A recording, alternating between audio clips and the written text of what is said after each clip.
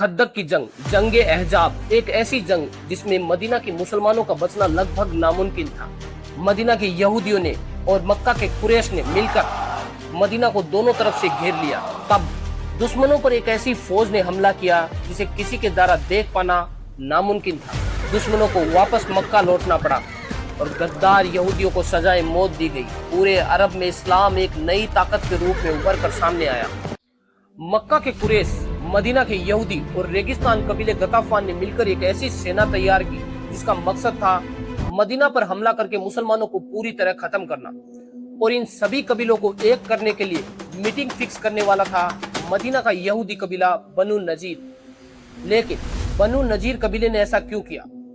एक बार पैगंबर मोहम्मद साहब जब किसी मसले पर बातचीत करने के लिए बनु नजीर कबीले में गए हुए तो वहां के लोगों ने उन्हें मारने की साजिश रची। संकेत मिलते ही वो तुरंत अपने सहाबा के साथ वापस लौट आए और उन्होंने आदेश दिया कि बनु नजीर कबीला 10 दिन के भीतर भीतर मदीना को खाली करके चला जाए।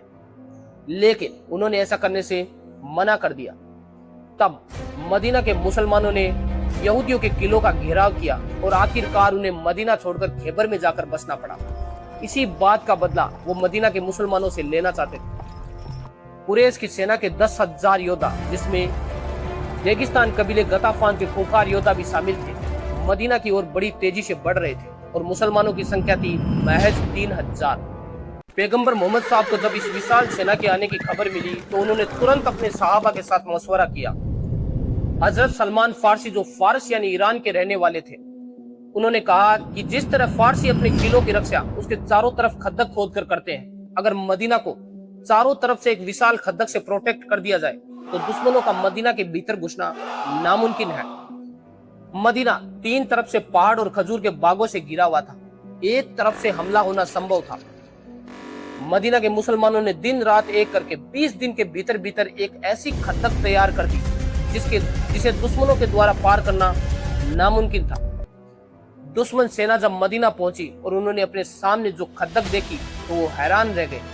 पूरे अरब में उन्होंने ऐसी सुरक्षा रणनीति आज तक नहीं देखी थी। उन्होंने मदीना की घेराबंदी करने का फैसला किया। खालिद बिन वलीद के घुड़सवारों ने कई बार खंदक के कमजोर हिस्सों से मदीना के भीतर प्रवेश करने का कोशिश किया, लेकिन मुस्लिम तीरंदाजों ने उन्हें ऐसा नहीं करने दिया। युद्ध के दौरान एक सहाबा दौड़कर पैगंबर मोहम्मद साहब के पास आए और उन्होंने कहा कि यहूदी कबीला बनु कुरैजा कुरैशों से जाकर मिल गए हैं। इन यहूदियों के किले मदीना के उस हिस्से में थे जहां खजूर के बाग थे और वहां किसी भी प्रकार की कोई खंदक नहीं थी।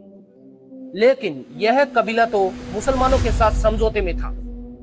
युद्ध के दौरान बनु नजीर के नेता अख्तब ने बनु कुरैजा के सरदार काब को यह विश्वास दिलाया कि कुरैशों की विशाल सेना मुसलमानों को पूरी तरह खत्म कर देगी। यही वो सही समय है इनका साथ छोड़ने का। काब ने मुसलमानों के साथ किया हुआ समझौता फाड़ दिया और दुश्मनों का साथ देने के लिए तैयार हो गया। उन्होंने मुसलमानों के उन घरों को निशाना बनाने की कोशिश की जहां औरतें और बच्चे सुरक्षित थे। यह अंदरूनी विश्वासघात इतना घातक था कि इसने युद्ध को एक नाजुक मोड़ पे लाके खड़ा कर दिया था। इस विश्वासघात ने मुसलमानों को 2 मोर्चों पर लड़ने के लिए विवश कर दिया था। तब फरिश्ते के रूप में रेगिस्तान कबीले गताफान के नुयब इब्न मसूद रसूल अल्लाह अलैहिस्सलाम के पास आए और उन्होंने चुपके से इस्लाम कबूल किया। उन्होंने कहा कि हे अल्लाह के रसूल, मेरा कबीला और कुरैश ये नहीं जानते हैं कि मैंने इस्लाम कबूल कर लिया है। आप मुझे जो भी हुक्म दे मैं उसे पूरा करूंगा। तब पैगंबर मोहम्मद साहब ने उन्हें कहा कि अगर तुम कर सको तो दुश्मनों के गठबंधन में फूट डाल दो। नुयब सबसे पहले बनु कुरैजा के पास गए और कहा कि देखो, मेरा कबीला गताफान और कुरैश बाहरी लोग हैं। अगर वो युद्ध में हार भी गए तो अपने घर वापस चले जाएंगे। उसके बाद तुम्हारा क्या होगा? तुम चाहते हो कि कुरैश बीच में युद्ध छोड़कर न जाए तो उनसे उनके बड़े 7 नेता बंधक के रूप में मांग लो। उसके बाद वो कुरैशों के पास गए और उन्होंने कहा कि मुसलमानों से किए हुए धोखे का बनु कुरैजा को अफसोस है और वो कुरैशों के 7 बड़े नेता उनको सौंपने वाले हैं। जब अंतिम युद्ध का समय आया तो बनु कुरैजा ने कुरैशों से उनके 7 बड़े नेता बंधक के रूप में मांगे, जिसे उन्होंने देने से इनकार कर दिया और दोनों के बीच एक अविश्वास फैल गया। घेराबंदी के अंतिम दिन अल्लाह की मदद से एक ऐसा बर्फीला तूफान आया जिसने दुश्मनों के टेंट उखाड़ दिए, उनके चूल्हे की आग बुझा दी और उनके घोड़ों में भगदड़ मचा दी। भूख, ठंड और तूफान से बेहाल 10,000 की विशाल सेना को बिना युद्ध लड़े ही वापस लौटना पड़ा। अब बारी थी उन गद्दार यहूदियों की जिन्होंने युद्ध के नाजुक मोड़ पे उनका साथ छोड़ दिया था। मुसलमानों ने बनु कुरैजा के किलों का घेराव किया जो लगभग 25 दिन तक चला। जब वो रसद से पूरी तरह कट गए तो उन्होंने आत्मसमर्पण करने का फैसला किया और शर्त रखी कि उनका फैसला कबीला ओस के सरदार साद बिन मुआज करेंगे, जिनके साथ उनके संबंध काफी अच्छे थे और उन्हें लगता था कि वो उनके साथ नरमी बरतेंगे। लेकिन साद बिन मुआज ने तौरात के कानून और उस समय के युद्ध नियमों के हिसाब से अपना फैसला सुनाया। उन्होंने कहा कि युद्ध में शामिल योद्धा को मृत्यु दंड दिया जाए, उनकी संपत्ति को मुसलमानों में बांट दिया जाए। यह सजा उस समय के हिसाब से काफी कड़ी थी, लेकिन इसे उनके उस विश्वासघात का परिणाम कहा गया जिसने पूरे शहर की सुरक्षा को खतरे में डाल दिया था। इसके बाद मदीना में कभी भी किसी ने अंदर से विद्रोह करने की कोशिश नहीं की। हुदैबिया की संधि, पैगंबर मोहम्मद साहब अपने 1400 सहाबाओं के साथ उम्रा करने के लिए मक्का की ओर निकल पड़े, बिल्कुल निहत्ते। लेकिन मक्का की सीमा पर हुदैबिया नामक स्थान पर कुरैशों ने उन्हें रोक लिया और खालिद बिन वलीद को अपने घुड़सवार दस्ते के साथ उन पर नजर रखने के लिए भेजा गया। खालिद बिन वलीद ने जब उन्हें नमाज अदा करते हुए देखा तो उन्होंने देखा कि वो रब में पूरी तरह डूबे हुए हैं। उन्हें एहसास हुआ कि ये किसी लालच के लिए नहीं बल्कि रब पर विश्वास के लिए खड़े हैं। काफी बातचीत के बाद एक संधि हुई। इस साल मुसलमान बिना उम्रा किए ही वापस लौट जाएंगे। 10 साल तक कोई युद्ध नहीं होगा।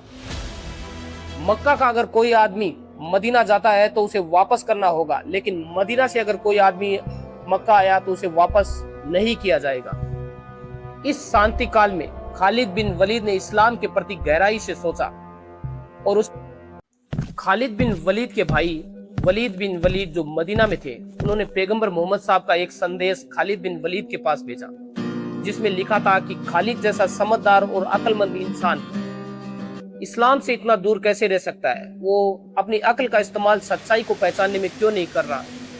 यह बात खालिद बिन वलीद को गहराई से छू गई और उन्होंने कहा कि जिस इंसान के खिलाफ उन्होंने सालों जंगें लड़ी है, वो आज भी उनका इतना सम्मान करते हैं। इस्लाम दुश्मनी पर नहीं बल्कि सच्चाई पर चलता है। 629 ईस्वी में उन्होंने मक्का छोड़ने का फैसला किया। रास्ते में उसे 2 अन्य लोग भी मिले जो इस्लाम स्वीकार करने मदीना जा रहे थे। जब खालिद बिन वलीद उनके साथ मदीना पहुंचे तो पैगंबर मोहम्मद साहब ने उन्हें देखकर कहा कि मक्का ने अपने जिगर के टुकड़े हमें भेज दिए हैं। खालिद बिन वलीद ने भी पैगंबर मोहम्मद साहब से अपनी पिछली सभी जंगों के लिए उनसे मुआफी मांगी। तब पैगंबर मोहम्मद साहब ने कहा कि ए खालिद, इस्लाम स्वीकार करना पिछले सभी गुनाहों को माफ कर देता है।